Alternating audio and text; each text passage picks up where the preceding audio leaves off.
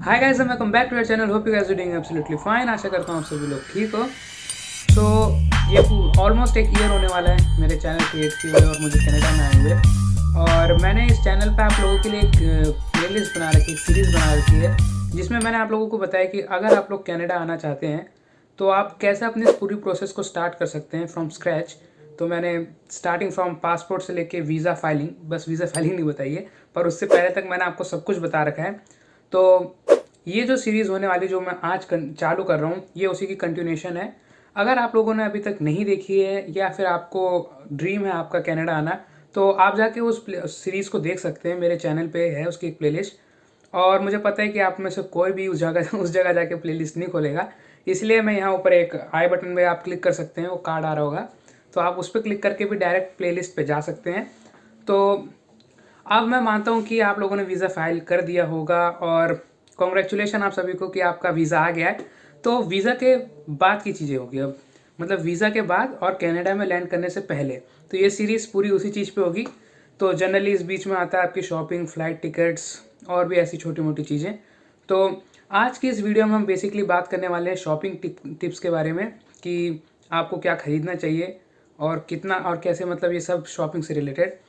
तो इंट्रो काफ़ी हो चुका है तो चलिए एक बार थोड़ा सा एक चैनल का भी इंट्रो देख लेना और वीडियो स्टार्ट करते हैं।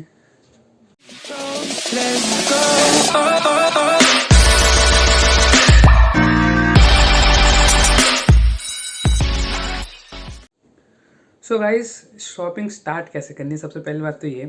तो आपको शॉपिंग स्टार्ट करने से पहले ये पता करना चाहिए कि आप आ कौन से इनटेक के ले रहे हैं। तो उससे डिपेंड करता है कि आप क्या क्या ख़रीदना चाहते हैं।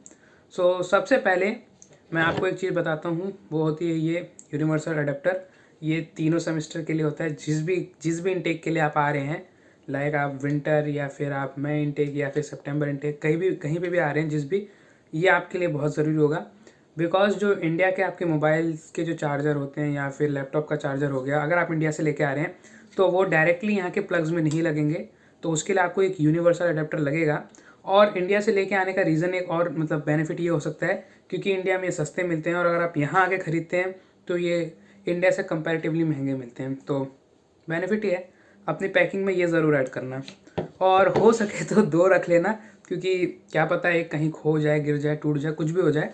तो हमेशा अपने साथ सेफ्टी के लिए दो रख लो, तो क्या ही जाएगा, इतना भी कुछ महंगा मिलता नहीं है। मेरे को शायद से अमेज़ोन से मैंने ख़रीदा था तो मेरे को ये 250 में मिल गया था। तो सस्ता ही होता है, ख़रीद लेना। तो अब बात करते हैं कपड़ों के ऊपर। तो भाई, मैं आपको नहीं बता सकता कि आपको कितने जोड़ी कपड़े लेके आने हैं, क्या लेके आने हैं। मैं आपको सिर्फ कुछ हिंट्स दे सकता हूँ। जैसे कि अगर आप विंटर इनटेक में आ रहे हो, लाइक जनवरी में, तो यहाँ पे पीक होती है ठंडी की, वो समझ लो। तो इंडिया से अपने लिए एक विंटर जैकेट ज़रूर लेके आना। और अगर आप ये सोचो कि नहीं मैं कनाडा आके ख़रीदूँगा, हाँ ये भी एक सही सही डिसीज़न हो सकता है, पर लेकिन आपको यहाँ आती कुछ ना कुछ चाहिए होगा पहनने के लिए, बिकॉज बहुत ठंडी होती है।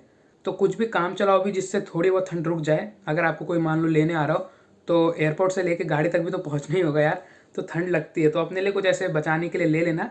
बाकी यहाँ से आके अगर आपको ख़रीदना है तो आपको क्वालिटी अच्छी मिलेगी एज़ कम्पेयर टू इंडिया।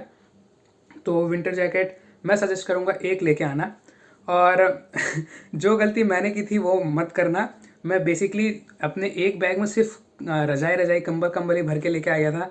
पता नहीं मैं क्या सोच रहा था कि सड़क पर रहने वालूँ, पर ऐसा कुछ नहीं होता है। यहाँ पे एक रजाई, अगर आप एक कंबल भी लेके आ रहे हो, वो बहुत होता है ठंडियों में। बिकॉज घर के अंदर कुछ इतना पता नहीं चलता, भले बाहर -50 भी क्यों ना हो रहा हो, अंदर आपके लिए टेम्परेचर हमेशा नॉर्मल ही रहता है। तो वो गलती मत करना। मेरा एक बैग सिर्फ मेरे कंबलों ने ले लिया था, जबकि दो में से एक बैग में सिर्फ वो था। तो आप समझ ही सकते हो मैं कुछ लेके नहीं आता ज़्यादा। और बाकी अब बात करते हैं अगर हम बर्तनों के ऊपर कि हमको यूटेंसिल्स में क्या लेके आना चाहिए। तो वहाँ से अगर आपको प्रेशर कुकर लेके आना है तो ले आना, बिकॉज वो यहाँ नहीं मिलेगा आपको। एक वही चीज़ है जो आपको यहाँ नहीं मिलेगी। और चाहे तो आप तवा भी लेके आ सकते हो, बिकॉज मैंने भी अभी तक तवा नहीं देखा है ऐसा जो इंडिया में मिलता हो। तो तब मिल जाता है शायद से कैनेडियन, अगर आप जाओगे कैनेडियन टायर में तो आपको तवा मिल जाएगा, पर प्रेशर कुकर आपको नहीं मिलेगा। तो अगर लेके आना तो बर्तन में वो ज़रूर लेके आना है। बाकी और अपने लिए प्लेट, चम्मच, ये सब तो आप लेके आओगे ही, ऑफकोर्स सी बात है। तो ये थी यूटेंसिल्स। अब बात करते हैं स्नो शूज़ के बारे में। तो इंडिया में मेरे को लगता नहीं इतने कुछ खास अच्छे मिलेंगे।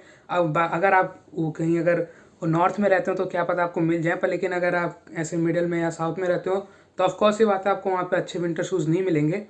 तो वो इतनी ज़्यादा भी ज़रूरी नहीं होती। अगर आप लकी हो, मान लो जिस दिन आप आए और उस दिन बर्फ़ ना गिर रही हो, तो उसकी ज़रूरत नहीं पड़ेगी। पर लेकिन आप यहाँ से आके ले सकते हैं, आपको सस्ते में मिल जाएंगे। तो अगर वॉलमार्ट से लो तो $40-50 में भी मिल जाते हैं। मेरे पास भी एक पड़े, तो वॉलमार्ट से लिए थे मैंने, $40 के पड़े थे। तो ये रही बात विंटर शूज़ की। कपड़े हो गए, बर्तन हो गए। तो ऑलमोस्ट ये मैंने आपको सिर्फ मेन चीज़ें बताई हैं। मैं आपको ये नहीं बता सकता कि आपको क्या लेके आना, कितना जोड़े, वो तो सब आपके पर्सनल चीज़ें होती हैं, आप अपने हिसाब से लेके आ सकते हो। तो मैंने जो आपको बताई ये सब होती है मेन चीज़ें कि ये तो लेके आ ही जाना। और अगर आपको किसी और चीज़ के बारे में कुछ डाउट है कि आपको और भी कुछ पूछना हो कि ये लेके आ सकते हैं कि नहीं, तो आप कमेंट सेक्शन में पूछ सकते हैं मेरे से। तो मिलते हैं ऐसे किसी वीडियो में, तब तक के लिए take care and bye bye.